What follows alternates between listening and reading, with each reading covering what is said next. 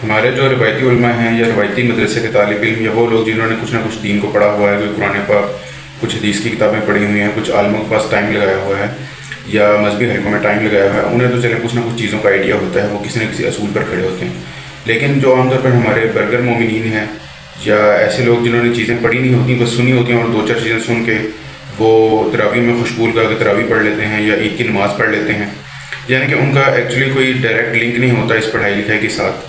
और वो सिर्फ जो है वो इस चीज़ को क्या लिखे उन्होंने एक सुनी सुनाई चीज़ है उसे वो मानते जा रहे होते हैं और डिफेंड भी कर रहे होते हैं। तो उन्हें आमतौर पर ये भी नहीं पता होता कि वो किस मसलक से ताल्लुक़ रखते हैं। मसलक से ताल्लुक़ रखने का ये मतलब नहीं कि वो एग्जैक्टली किसी न किसी इमाम को ही फॉलो करें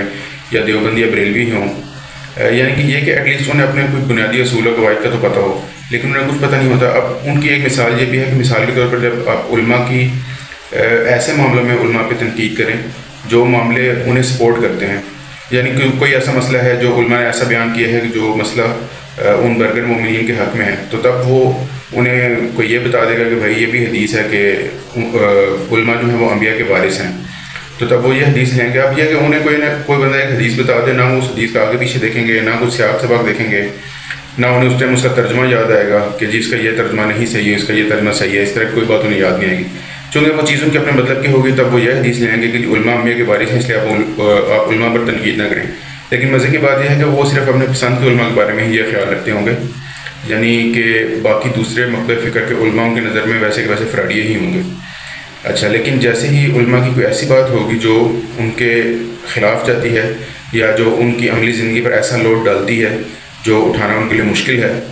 या जो उनकी कंफर्ट को ख़राब करता है, तब वो कहेंगे कि ये मौलवी हैं फ्राडिये, या ये मौलवी हमारे लिए या ये उल्मा हमारे लिए हुज्जत नहीं है।